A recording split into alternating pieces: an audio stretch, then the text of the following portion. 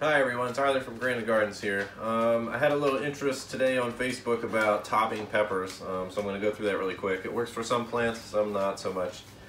So what I have here is 3 examples, one of which has been topped, the other 3 have not, so you can pretty much tell because these are a little bit shorter.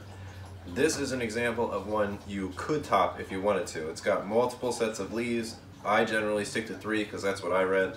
This one's got 1, 2, 3, 4, 5, 6, 7, 8.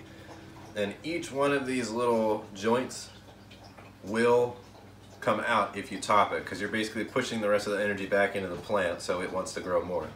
So as you can see, this one, it's just got the leaves off the main stalk and then the top up here. As these two, you can see they have leaves coming through each little armpit, almost like a tomato does with the suckers. So this one you can see right in the top, that's where I cut it in the top. This is about 10 to 12 inches tall. You just cut them at the top and then you'll see they come out. My rule of thumb, 12 inches high, 3 sets of leaves. You can see in this one I did it at the same time and it's got the same little groups coming out in the armpits. And then this is actually a purple basil. I also topped it, and as you can see, same thing in all the pits. It just starts growing again. Another rule of thumb I try to stick by is right in the top of this plant that I did not top. You can see the little balls that will begin to flower.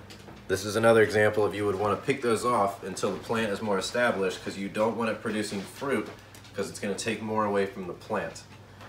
So if I were to top this one, I would probably take it down to about there.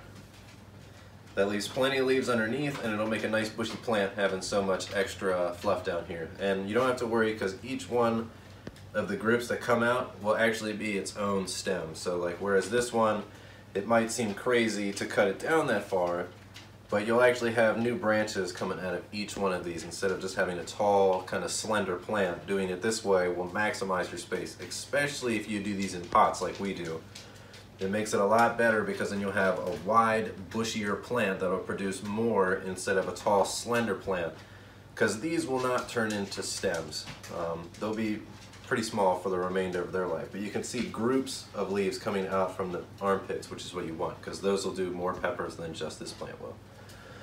But that's about it. I'd recommend doing it for sure. As you can see, it definitely becomes a lot more productive of a plant. And you can do it for basil and most things, just not tomatoes. I've heard that if you cut the tops off of tomatoes, they will stop growing as well.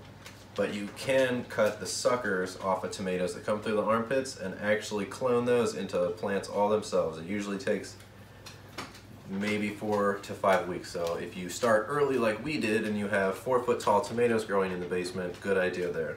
And maybe we'll post a video on cloning tomatoes too.